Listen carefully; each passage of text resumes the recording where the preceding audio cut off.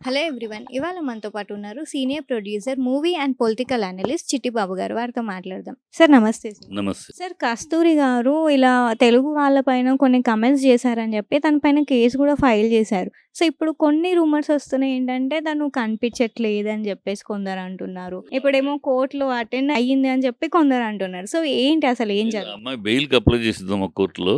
Bail reject చేశారు. Anticipatory bail court ఇవ్వల. Reject చేశారు. కనుక ఇవ్వలేదు కనుక అరెస్ట్ చేస్తారు. అందుకని ఎక్కడో దాక్కుని తిరుగుతా ఉంటది.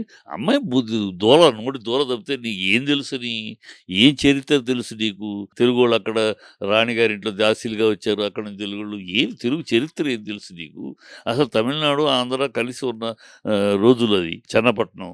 ఆ రోజుల నుంచి తెలుగోళ్ళు, ఆంధ్రోళ్ళు కలిసున్నారు. తమిళనాడు యొక్క పెరుగుదలకి తెలుగోళ్ళు ఎంత ఉపయోగపడ్డారో ఏం తెలుసు నీకు?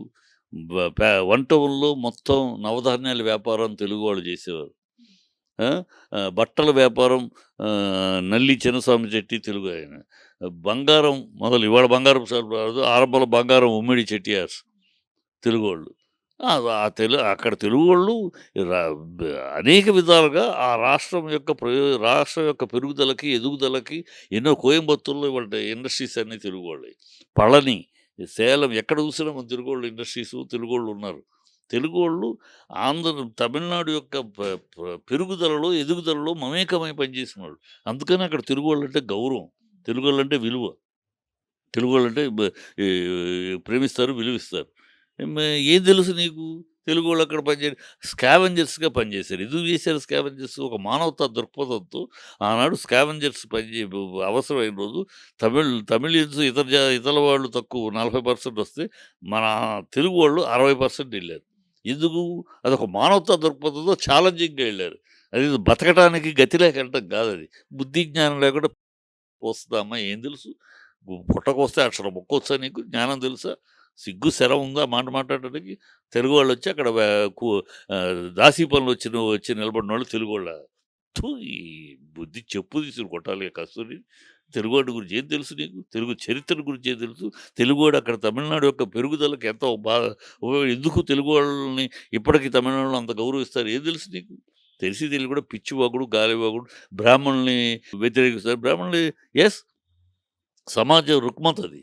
సమాజంలో తమిళనాడులో ఆ రోజుల్లో ఈ బ్రాహ్మణ్స్ యొక్క ఆధిపత్యంతోటి మిగతా వాళ్ళందరినీ కులాలన్నిటిని అణిచిపెట్టి వాళ్ళు చేసి దాన్ని పోరాడి సాధించుకున్నారు వాళ్ళు. ఇక్కడ తమిళనాడులో కూడా బ్రాహ్మణాధిపత్యం పోయి అందరూ సమానం పరిస్థితి వచ్చిందంటే, ఒక మామూలోళ్ళు కూడా ముఖ్యమంత్రి అయ్యే పరిస్థితి వచ్చిందంటే బికాస్ ఆ పోరాటం, ద్రవిడ పోరాటం. ఏం తెలుసు నీకు?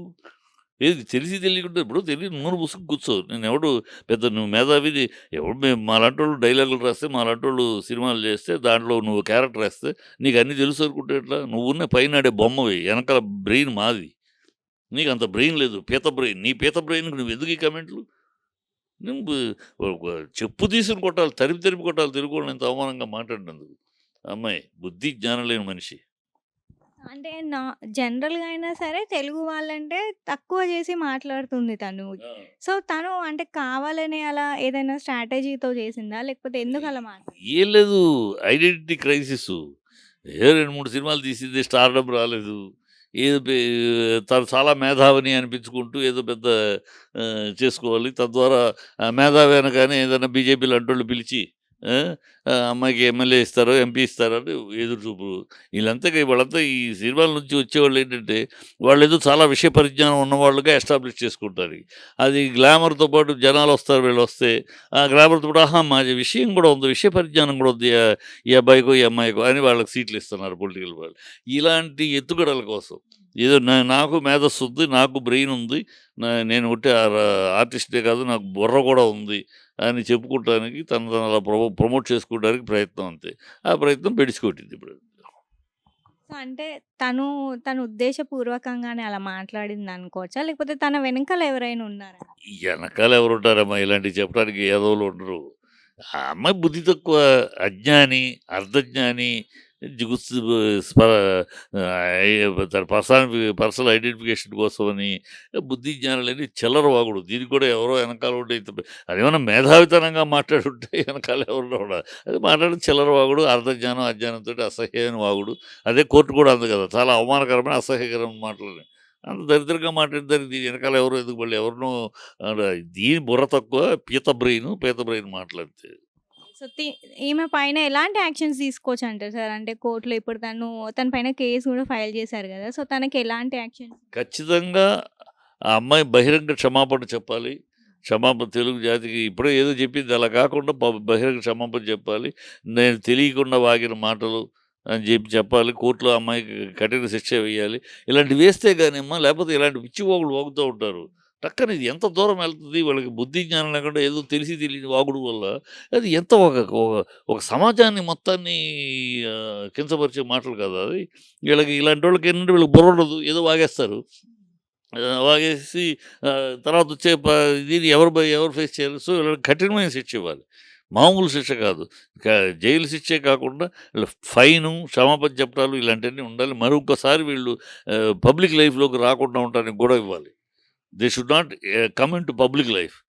అలాంటి ఈ బ్యానింగ్ పెట్టాలి. అలాంటివైతేనే ఇలాంటోళ్ళు మళ్ళీ మళ్ళీ మాట్లాడకుండా ఉంటారు. అంటే నిజంగానే వీళ్ళ పైన ఒకవేళ వాళ్ళు ఇంకా అసెంబ్లీకి వెళ్ళకపోతే వాళ్ళ పైన నిజంగానే సస్పెన్షన్ వేయడం గాని, లేకపోతే ఎలాంటి చర్యలుంటాయండి? ఎలాంటి చర్యలు తీసుకోలేరమ్మా.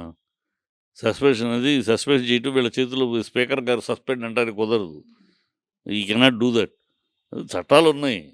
చట్టాలున్నాయి. వీళ్ళ ఇష్టానికి వీళ్ళు బుల్డోజర్ చేయడానికి కుదరదు. They cannot suspend. వాళ్ళంతట వాళ్ళు రిజైన్ చేయటము వా తప్పితే వాళ్ళు 15 అసెంబ్లీకి ఒకరోజు ఒకసారి సంతకం పెడితే చాలు. చాలు. అటెండ్ అవ్వాలి. ఖచ్చితంగా కూర్చోవాలి. 6 గంటలు కూర్చోవాలి. అప్పుడే మెంబర్‌షిప్ అదేమీ లేదు. ఆ చట్టం ఎక్కడా లేదు. వీళ్ళేమైనా కొత్త చట్టం తీసుకొస్తే తీసుకోరు. సస్పెండ్ చేసి చేయని. అది కూడా అన్నాడుగా ఆయన చేయని. We are not bothered. వాళ్ళేమి సస్పెండ్ చేయడానికి భయపడట్లేదు. అయ్యయ్యయ్యో! మా మా అనట్లేదు. యెస్, సస్పెండ్ చేస్తారా చేసుకోండి. మాకూడిందేం లేదు. ప్రజలతోటి మాట్లాడుతూ ఉంటాం. 3 రోజులకోసారి నేను వచ్చి మాట్లాడతాను. మొన్న మాట్లాడాడు. నిన్న మిగతా వాళ్ళు మాట్లాడారు. మళ్ళీ రేపు ఆయనొచ్చి మాట్లాడతాడు. సో, అసెంబ్లీలో ఏం మాట్లాడాలో, మీరు మాట్లాడిన దాన్ని ఏమి కౌంటర్ ఇవ్వాలో అది ఇక్కడ ఇస్తాడు ప్రజల ముందు. ఇవాళ సోషల్ మీడియా ఉంది. మొత్తం మాట్లాడింది ప్రజల్లోకి అసెంబ్లీలో మాట్లాడితే ఎంతొస్తదో ఇది అంతే ఎళ్తది కదా! అదేం బాధ లేదు. సో, తను రీసెంట్‌గా ఒక మాక్ అసెంబ్లీ గూడా వాళ్ళు కండక్ట్ చేశారు గదా! సో, దానిపైన ఎలా మీ అభిప్రాయం? అదేనమ్మా. అభిప్రాయం ఏముంది దీంట్లో? ఈ అసెంబ్లీ అనేది ఒక దుర్మార్గ రాక్షస క్రీడగా తయారవబోతుంది. అందుకు రాక్షస క్రీడగా రాక్షసానందం పొందటానికి, సునకానందం పొందటానికి వాళ్ళు డిజైన్ చేసుకున్నారు. అది అర్థమయ్యింది. కనుక మనం వెళ్ళొద్దనుకున్నారు, వెళ్ళట్లేదు. మామూలుగా అసెంబ్లీలో మనం ఏం మాట్లాడాలి, ఏ విషయాలు మాట్లాడాలి ఇక్కడ చర్చించుకుంటున్నారు అంతే. మాట్లాడుకొని అసెంబ్లీలో ఒక్కొక్కళ్ళ అభిప్రాయాలు ఉంటాయి కదా! 10 మంది ఉన్నప్పుడు ఒక ఇష్యూ మీద ఏం మాట్లాడాలి?